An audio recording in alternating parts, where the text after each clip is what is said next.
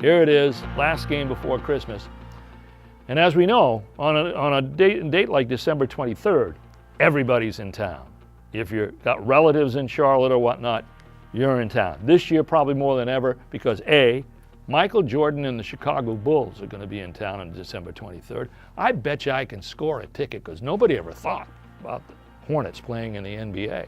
Listen, everybody was coming to watch us. Everyone was coming to watch Michael. Well, here's the guy generally regarded as the best player in basketball history, coming back to his home state, coming to Charlotte, and it was just electric. It was, people were so excited. We knew it was on national TV. It was a lot of, first time for a lot of us to be on national TV, but it didn't, I don't think it changed how nervous or how we got up for that game. Just knowing that you're going to play the Bulls, you got to be ready to play. It's an opportunity on national television to remind yourself of what happened opening night. You lost by 40. You don't want to do that. So I think it was an opportunity not only for our crowd to put Charlotte on the map in front of a national audience, and they show well. It's an opportunity for our team. Playing against the Bulls is exciting, especially when you're on your home floor and you got screaming fans and it's Christmas time, the atmosphere was there. Miss Jordan and Mr. Jordan was in the house because they were season ticket holders, and it was special for us. As any player, you want to be put in competitive environments, and that was going to be a great competitive environment. It's going to be a sold-out arena, people coming in to cheer on Michael, and rightfully so, hometown favorite, championship player, so it was going to be a good competitive situation for us. It's a big game. Anytime back then when you had Michael coming to town, you had Larry Bird and you had Magic coming to town. Even the Sixers with Barkley, they were big rivals for us. And so anytime those superstars came to town, the fans wanted to see them. That was their first time seeing them. So it's one of those things where you play on national TV, you got to play good because if not, you'll get embarrassed. The Bulls always got everybody's best shot, and we knew it was going to take a perfect game for us to beat them. And the Bulls hadn't gone on their run of winning championships, but it was Michael Jordan. He was leading the NBA in scoring. He had an air to him when he walked in a building, and he was greatness. He was the best player I probably ever saw play. Coming in as a visitor to our buildings. And I remember our teammates saying, Michael's first game back in North Carolina, let's tell him to get 60 on us, okay? Let's try to keep the game close and keep him, in the 30-point range because we knew he was fired up to come back and play. We were definitely hyped up for that game. Obviously, Chicago at the time was probably a little tired on a road trip. We don't have to worry about the Hornets, and Michael will win this game by himself, being back in this arena, but we played really well. Every night we went out and tried to play, so we played hard every night.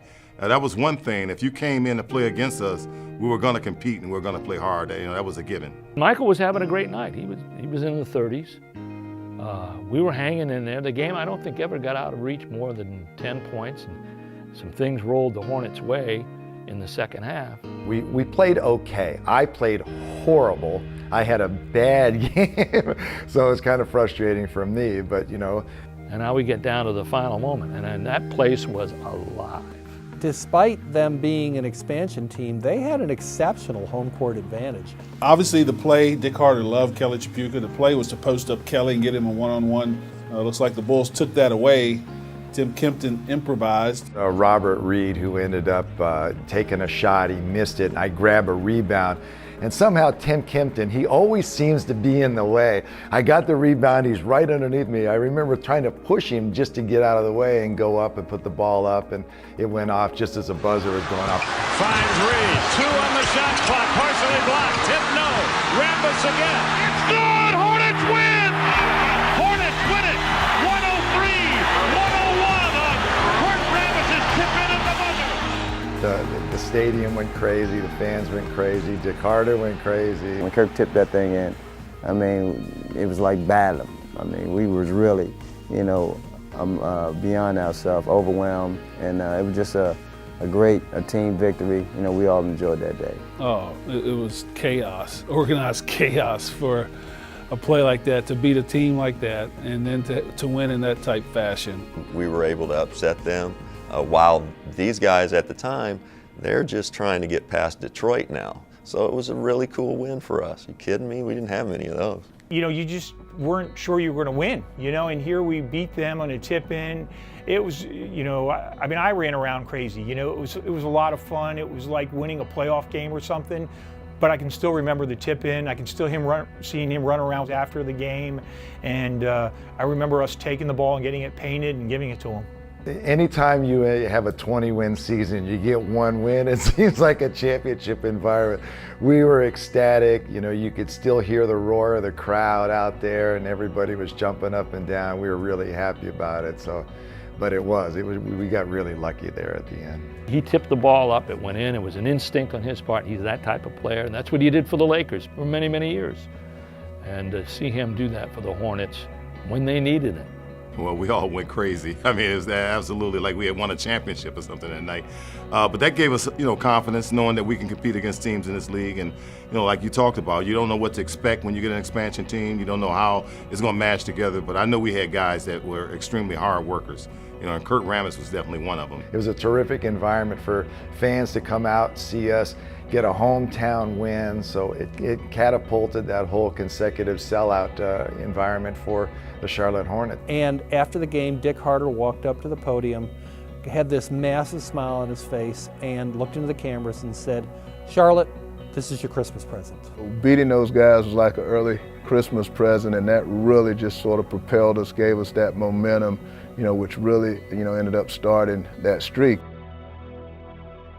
But it was a special night because of that victory and the timing of it. You know, it was right around Christmas time. You know, we about to put some smiles on our kids' face, and you know, and here it is. We got a smile on the adults' face because of the things that we just, you know, just accomplished in terms of beating the Bulls. And we'd won a game or two before that, but to beat the Bulls and to beat, you know, an iconic sort of hero in our state, MJ had, you know, done everything at the University of North Carolina when they won the national championship. So to sort of beat him, you know, we always said it was, people wanted Michael to score 50 points and we win the game by 1, you know. And so I think we won the game that night by 2 points. I'm not sure how many points he scored, but it was a great night to beat the Bulls.